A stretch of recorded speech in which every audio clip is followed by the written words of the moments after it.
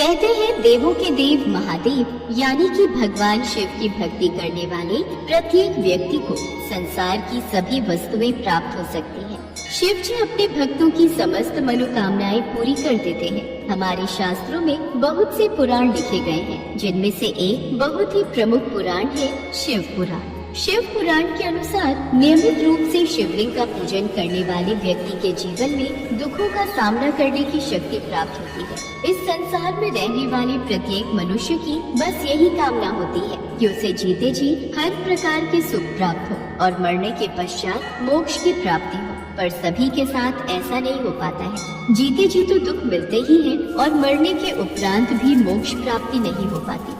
इसलिए शिव पुराण में भोग और मोक्ष दोनों की प्राप्ति के मार्ग बताए गए हैं, जिनका पालन करके कोई भी मनुष्य भोग और मोक्ष दोनों फलों की प्राप्ति कर सकता है। शिव महापुराण में ऐसे 10 मार्ग बताए गए हैं, जिन पर चलकर मनुष्य अपने जीवन को सुखमय और सरल बना सकता है। शिव पुराण में लिखित कथनों के अनुसार धन संग्रह करना। धन हमेशा सही रास्ते पर चलकर कमाना चाहिए और उसका संग्रह करना चाहिए। अपने धन को 3 भागों में बांटना चाहिए, जिसमें पहला भाग धन वृद्धि में यानी कि धन को जोड़ने में, धन का दूसरा भाग धार्मिक और परोपकारिक कार्यों में लगाना और धन का तीसरा भाग अपने जीवन यापन में खर्च करना। क्रोध का त्याग। क्रोध व्यक्ति का सबसे बड़ा दुश्मन है। अपने क्रोध और आवेश में अक्सर हम वो बातें बोल जाते हैं जिसका बाद में हमें पछतावा ही होता है। इसलिए क्रोध कभी नहीं करना चाहिए और न ही क्रोध उत्पन्न करने वाले वचन बोलने चाहिए। क्रोध से विवेक नष्ट हो जाता है और विवेक के नष्ट होने से जीवन में कई संकट खड़े हो जाते हैं। भोजन का उपवास। जिस प्रकार भोजन से शक्ति प्रदान होती है, उसी तरह व्रत से भी शक्ति का संचार होता है। इसलिए हफ्ते में एक दिन तो व्रत रहना चाहिए। यदि न रह पाए तो शास्त्रों में शिवरात्रि का व्रत रखना विशेष माना गया है। इससे भगवान शिव की कृपा बनी रहती है। शिवरात्रि व्रत करने से व्यक्ति को भोग एवं मोक्ष दोनों ही प्राप्त होते हैं और महान पुण्य की प्राप्ति होती है। पुण्य कर्मों से भाग्य उदय होता है और व्यक्ति सुख पाता है। संध्या काल का समय। सूर्यास्त का समय यानी शाम का समय भगवान शिव का समय होता है। इस समय शिव अपने तीसरे नेत्र से तीनों लोक देख रहे होते हैं और वे अपने नंदी गणों के साथ भ्रमण कर रहे होते हैं। इसलिए इस समय व्यक्ति को सत्कर्म करने चाहिए। पूजा पाठ, सत्संग या दान पुण्य करना चाहिए। संध्या काल में यदि कोई व्यक्ति कटु वचन कहता है, कलह क्रोध करता है, तो वो व्यक्ति पाप का भागी बनता है। सत्य बोलना। सत्य हमेशा विजयी होता है। सत्य बोलने वाले का चित्त शांत रहता है, जबकि असत्य बोलने वाले का चित्त विचलित रहता है। असत्य बोलना या असत्य का साथ देना सबसे बड़ा अधर्म है। इसलिए सदैव सत्य बोलिए, क्योंकि सत्य बोलना मनुष्य के लिए सबसे बड़ा धर्म है।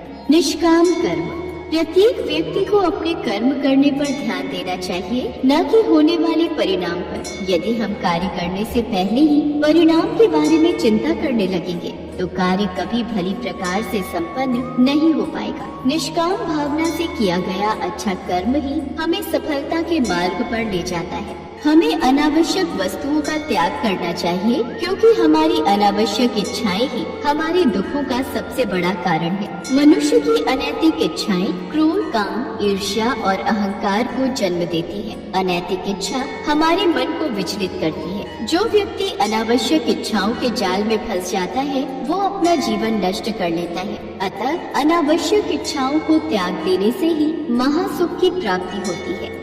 मोह का त्याग।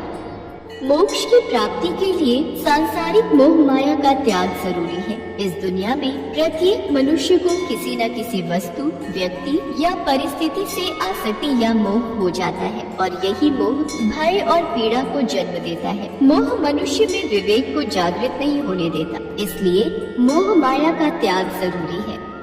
सकारात्मक कल्पना। शिव जी कहते हैं कि कल्पना ज्ञान से भी अधिक महत्व रखती है। जो व्यक्ति जैसा विचार और कल्पना करता है, वो वैसा ही हो जाता है। ध्यान करें, सकारात्मक सोच रखें और जब भी करें अच्छी कल्पना ही करें। पशु नहीं आदमी बनो। मनुष्य का जन्म लिया है तो मनुष्य बनो, न कि पशुओं जैसा व्यवहार करो। मनुष्य में जब तक राग, द्वेष, ईर्ष्या, वैमनस्य, अपमान तथा हिंसा जैसी वृत्तियाँ रहती हैं, तब तक वह इंसान नहीं बल्कि एक पशु के समान है। जो पशु है वो अपने पशु कर्म करता है, लेकिन मनुष्य को तो मानव कर्म और व्यवहार करना जरूरी है। यदि व्यक्ति शिव पुराण में लिखी इन बातों पर अमल करने लगे तो भगवान शिव का आशीर्वाद सदैव उस व्यक्ति के ऊपर बना रहता है और उस व्यक्ति का जीवन सफल हो जाता है और अंत में मनुष्य को मोक्ष की प्राप्ति होती है।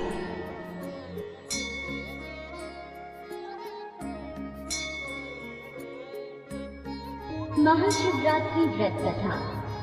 इस दिन भगवान शिव की पूजा के साथ महाशिवरात्रि व्रत की कथा भी पढ़नी चाहिए।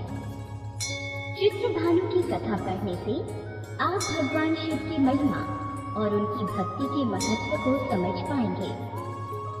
भगवान शिव भोले हैं, वे आसानी से प्रसन्न होते हैं। वे सच्चे मन से जल अर्पित कर देने मात्र से ही प्रसन्न होकर अपने भक्तों के दुख दूर कर देते हैं और उनको शिवलोक में स्थान प्रदान करते हैं। महाशिवरात्रि का दिन उनको प्रसन्न करने का सबसे बड़ा अवसर है। इस दिन भगवान शिव की पूजा करें और महाशिवरात्रि व्रत की कथा पढ़ें। महाशिवरात्रि व्रत कथा। शिव पुराण के अनुसार एक समय में चित्रभानु नामक शिकारी शिकार करके अपने परिवार का पालन पोषण करता था। उस पर साहूकार का कर्ज था। समय से कर्ज चुकता न करने के कारण साहूकार ने उसे बंदी बना लिया। उस दिन शिवरात्रि थी। दिन भर उसने भूखे प्यासे रहते हुए भगवान शिव का स्मरण किया और दिन गुजर गया। शाम को साहूकार ने उसे कर्ज चुकाने के लिए अलग से एक दिन का समय दिया और चित्रभानु को छोड़ दिया। तब चित्रभानु भूख प्यास से व्याकुल होकर जंगल में शिकार खोजने लगा। देखते देखते शाम और फिर रात हो गई। तब वह एक तालाब के पास बेल के पेड़ पर चढ़ गया और रात बीतने की प्रतीक्षा करने लगा। उस बेल के पेड़ के नीचे शिवलिंग था। चित्रभानु अनजाने में बेलपत्र तोड़कर नीचे गिरा रहा था, जो शिवलिंग पर गिर रहे थे। इस प्रकार संयोगवश वह दिन भर भूखा प्यासा रहा, जिससे उसका व्रत हो गया और शिवलिंग पर बेलपत्र गिरने से उसकी शिव आराधना भी हो गई। रात बीतने पर एक गर्भिणी हिरणी तालाब किनारे पानी पीने आई। तब वह धनुष बाण से उसका शिकार करने के लिए तैयार हो गया। उस हिरणी ने चित्रभानु को देख लिया। उसने शिकारी से कहा कि वह गर्भवती है, जल्दी प्रसव करेगी, कि तुम एक साथ 2 जीव हत्या करोगे, जो ठीक नहीं है।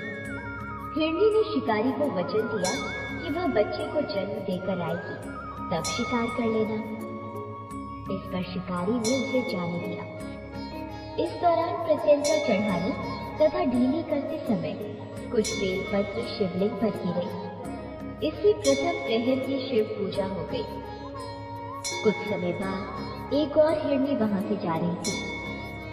तब शिकारी खुश होकर उसके शिकार के लिए तैयार हो गया। तब हिरणी ने उससे निवेदन किया कि हे शिकारी, मैं थोड़ी देर पहले ऋतु से निवृत्त हुई हूँ, कामातुर विरहिणी हूँ, अपने प्रिय की खोज में भटक रही हूँ। मैं अपने पति से मिलकर शीघ्र ही तुम्हारे पास आ जाऊंगी। तब शिकारी ने उसे जाने दिया। चित्रभानु शिकार न कर पाने से चिंतित था। रात्रि का आखिरी पहर बीत रहा था। इस बार भी कुछ बेलपत्र टूटकर शिवलिंग पर गिरे, जिससे दूसरे प्रहर की भी पूजा हो गई। तभी एक दूसरी हिरणी बच्चों के साथ वहां से जा रही थी। तब चित्रभानु ने उसका शिकार करने का निर्णय लिया। तब हिरणी ने उससे कहा, हे शिकारी, मैं इन बच्चों को इनके पिता के हवाले करके लौट आऊंगी, इस समय मुझे मत मारो। इस पर शिकारी ने कहा कि वह मूर्ख नहीं है, इससे पहले अपने 2 शिकार छोड़ चुका है, उसका परिवार भूख प्यास से तड़प रहा होगा।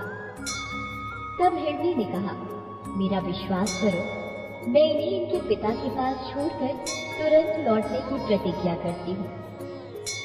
ऐसे करते हुए सुबह हो गई और अनजाने में ही शिकारी की शिवरात्रि की पूजा हो गई। उपवास और रात्रि जागरण भी हो गया। इसी बीच एक हिरण वहां से जा रहा था।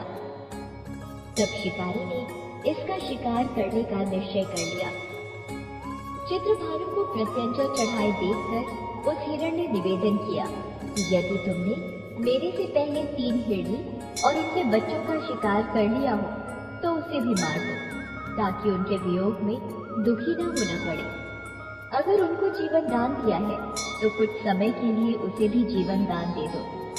उनसे मिलकर वह दोबारा यहाँ आ जाएगा। हिरण की बातें सुनकर शिकारी के मन में रात का पूरा घटनाक्रम सामने आ गया। उसने सारा घटनाक्रम हिरण को बताया। तब हिरण ने कहा कि वे तीनों हिरणी उसकी पत्नियां हैं। जिस प्रकार वे तीनों प्रतिज्ञाबद्ध होकर गई हैं, उसकी मृत्यु से वे अपने धर्म का पालन नहीं कर पाएंगी।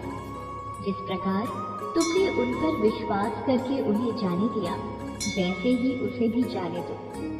वह अपने परिवार के साथ जल्द ही यहाँ उपस्थित हो जाएगा। चित्रभानु ने उसे भी जाने दिया। शिवरात्रि व्रत और पूजा होने से उसका मन निर्मल हो गया। उसके अंदर भक्ति की भावना जागृत हो गई। कुछ समय बाद वह हिरण अपने दिए वचन के कारण अपने परिवार के साथ शिकारी के सामने उपस्थित हो गया। उन जीवों की सत्यता, सात्विकता एवं प्रेम भावना को देखकर चित्रभानु को आत्मग्लानि हुई। उसने हिरण परिवार को जीवन दान दे दिया। अनजाने में ही सही, शिवरात्रि का व्रत करने से चित्रभानु को मोक्ष मिला। मृत्यु के बाद शिवगण उस शिकारी को शिवलोक ले गए।